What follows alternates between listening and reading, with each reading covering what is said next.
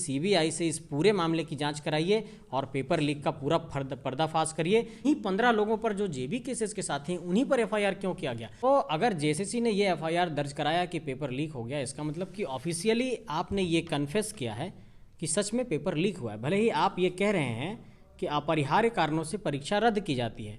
जोहार, नमस्कार, आदाब। मेरा नाम अपराजिता पांडे है। आप देख रहे हैं हजारीबाग अपडेट्स। फिलहाल कुछ चेहरे आपको दिख रहे होंगे।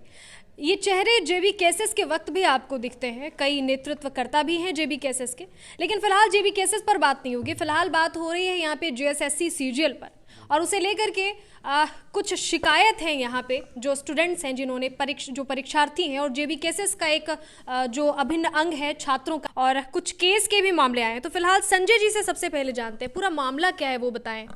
पूरा मामला ये है कि तमाम सारे झारखंड के अभ्यर्थी ये जानते हैं कि जब 28 जनवरी को जेएसएससी सीजीएल की परीक्षा हुई थी, और उसके बाद जैसे ही लोग अपने घर की तरफ लौट रहे थे, उनको मीडिया के माध्यम से ये खबरें मिली कि प्रश्न पत्र लीक हो गया है।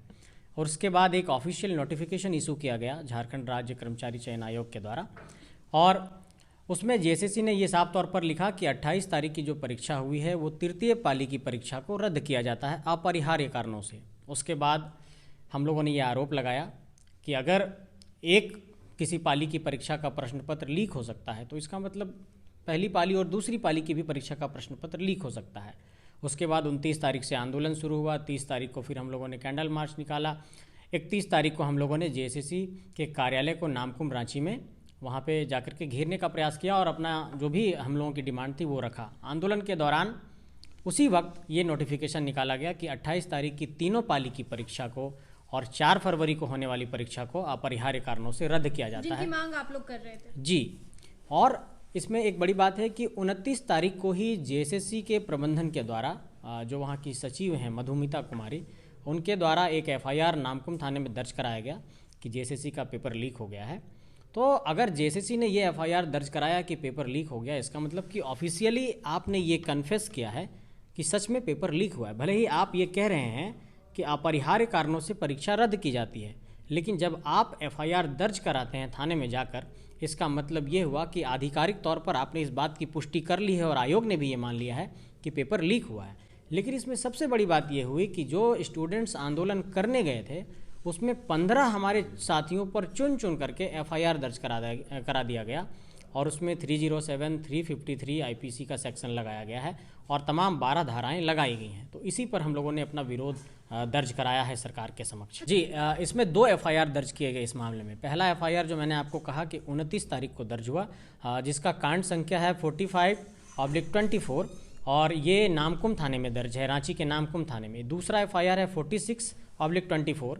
उसमें क्या है कि जो 45/24 का जो एफआईआर लॉन्च हुआ है वो पेपर लीक से रिलेटेड है, लेकिन जो 46/24 एफआईआर है वो स्टूडेंट्स पर किया गया है। उसमें हम लोगों ने कहा कि आप पहले पेपर लीक के माफिया को पकड़िए। हम लोग आंदोलन क्यों कर रहे थे? क्योंकि पेपर लीक हुआ था। पेपर लीक नहीं होता, इतनी धांधली नहीं होती, इतनी सेटिंग गेटिंग की खबरें नहीं आती, तो हम लोग आंदोलन नहीं करते। तो इसका मतलब आंदोलन हम लोग तब करने गए जब आपके अंदर कुछ खामियां थी, तो आप पहले पेपर लीक के माफिया को पकड़िए। तो सरकार ने पेपर लीक के माफिया को ना पकड़ने को लेकर सबसे पहले हम लोगों पर एक एसआईटी बना दिया कि जो स्टूडेंट्स ने आंदोलन किया था उस पर एक एसआईटी गठित होती है, इसकी गंभीरता से वो जांच करेगी। फिर हम लोगों ने कहा कि हम पर जो एसआईटी बना रहे हैं, आप पहले उन लोगों को पकड़िए जो लीक कराया, तो फिर उस पर एक एसआईटी बनाई गई। लेकिन उस एसआईटी पर हम लोगों का एलिगेशन ये है कि जो वहाँ पर डीएसपी स्तर के पदाधिकारी जाँच करने की जिम्मेवारी मिली है एसआईटी में, और जो हमारे जेएसएससी के अध्यक्ष हैं वो पूर्व में डीजीपी रहे हैं और 1 साल भी नहीं हुआ है, 23 फरवरी 2023 को ही वो रिटायर हुए हैं। तो एक डीएसपी स्तर का पदाधिकारी अपने पूर्व के सीनियर पदाधिकारी के खिलाफ कितनी तत्परता से और कितनी पारदर्शिता से जांच कर पाएगा? तो इसलिए हम लोगों ने कहा मुख्य सचिव को पत्र लिख करके कि आप इस पूरे मामले की सीबीआई जांच कराइए, आप इसकी अनुशंसा करिए, और हम लोगों ने चीफ सेक्रेटरी साहब को ये लेटर लिखा है। अब इसके बाद देखते हैं कि सरकार इस पर क्या करती है। अच्छा, जांच की मांग आप लोगों ने की, जांच फिर बिठाई गई, तो क्या सीबीआई जांच की मांग कर रहे हैं? तो जो पहले जांच के लिए जो लेटर जारी किया गया है उन लोगों पे, तो यहाँ तो मुख्यमंत्री को भी जो है उन पे भी जांच होता है, या किसी पे भी जांच होगा तो सबसे पहला नियम किसी भी अफसर का ये होता है, या किसी कमेटी के जो मेंबर होते हैं अफसर, उन पर होता है कि बिल्कुल ईमानदारी से ये करें। तो क्या पारदर्शिता पे सवाल उठा? मैं इस पर क्लैरिटी दे देता हूँ। सबसे पहली बात कि जो एसएससी है वो आप देखिए कि अगर झारखंड स्टाफ सिलेक्शन कमीशन जो बॉडी है वो स्टेट गवर्नमेंट की एक बॉडी है, वो यहाँ पे एम्प्लॉय को रिक्रूट करने के लिए एग्जामिनेशन कंडक्ट कराती है, और जो उसके अध्यक्ष हैं वो भी झारखंड सरकार के कर्मचारी हुए, और इससे पहले वो आईपीएस थे, और चूंकि इससे झारखंड सरकार की छवि पर एक गहरा प्रभाव पड़ा है, ऐसे में कहीं ना कहीं इस बात की हम लोगों को शंका है कि जो पूर्व में डीजीपी रहे उनके खिलाफ एक डीएसपी स्तर का पदाधिकारी जो उनके सामने खड़ा भी होगा तो क्या लगता है वो दबाव में आ सकते हैं उनके? बिल्कुल दबाव में आ सकते हैं, जांच प्रभावित हो सकता है। और आपने कहा कि मुख्यमंत्री पर भी जांच होती, तो आपने देखिए कि मुख्यमंत्री पर भी जांच हुई तो प्रवर्तन निदेशालय ने किया, ईडी ने किया, एनफोर्समेंट डायरेक्टरेट ने किया। सरकार से ये सवाल पूछना चाहता हूँ कि जब प्रश्न पत्र जिला में जाता है तो उसको जिला कोषागार में रखा जाता है। अच्छा, जिन 15 लोगों के नाम हैं और 4000 अन्य करके, तो वो 15 लोग, आप लोगों का एक आरोप था कि सिर्फ जेबी केसेस के ही जो अभ्यर्थी हैं, जो स्टूडेंट्स हैं उसमें जेबी केसेस से जुड़े हुए, उन पर ही ये आरोप लगा है और उन पर ही केस हुआ है। जी बिल्कुल, ये 100% सही बात है। और जो भी हम लोगों के में हमारे साथियों पर एफआईआर दर्ज किया गया, मैं आपको साफ तौर पर कहना चाहूँगा कि आप लोग जानते भी होंगे जो हमारे यहाँ के मतलब हैं, देखिए हमारे देवेंद्र नाथ महतो, मनोज यादव और तमाम प्रेम नायक, महेंद्र प्रसाद, ऐसे तमाम लोग जो हमारे 15 साथी हैं, वो 15 के 15 साथी जेबी केसेस के साथी। मैं ये पूछना चाहता हूँ कि अगर वहाँ 20,000 स्टूडेंट्स पहुँचे थे तो इन्हीं 15 लोगों पर जो जेबी केसेस के साथी हैं उन्हीं पर एफआईआर क्यों किया गया?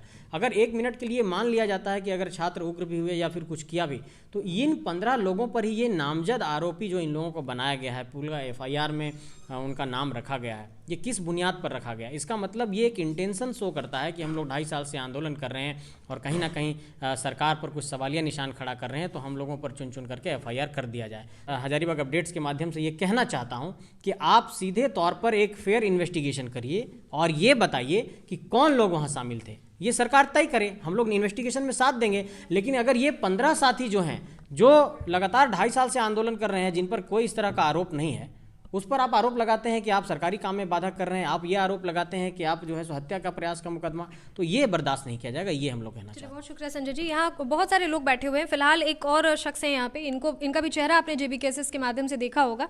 लाठीचार्ज का कुछ मामला आप बता रहे थे अभी, क्या उस वक्त का दौर क्या था? क्या अचानक से आकर के प्रशासन, कुछ तो हुआ होगा, विद्यार्थी उग्र हुए होंगे, कुछ तो हुआ होगा। देखिए, जब सबसे पहले हम लोग जब आंदोलन करने के लिए निकले थे, तो आंदोलन करने से हम लोग पहले ही सोच लिए थे कि आज जेएसएससी जा कर के हम लोगों को ये निर्णय ले लेना है कि वो जो 4 तारीख का एग्ज़ाम होने वाला था सो नहीं होने देना है। पहला हम लोग सोच के गए थे करो यार कि कम से कम जो जेबी केसेस में जयराम महतो की विचारधारा को जन जन तक पहुंचाता है उन लोगों को मत फंसा। चलिए, बहुत शुक्रिया। आगे जो रणनीति है सरकार से बातचीत करने को लेकर के आप लोग बता रहे थे, क्या है?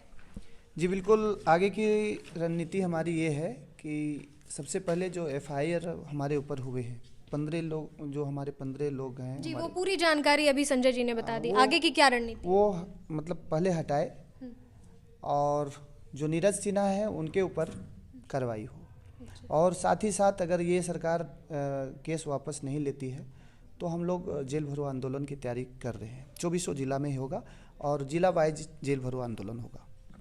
आगे की जो भी जानकारी होती है, कुछ और भी चेहरे हैं, उनसे भी हम लोग बाद में फिर रूबरू होंगे। इसके साथ इजाजत दें, शुक्रिया।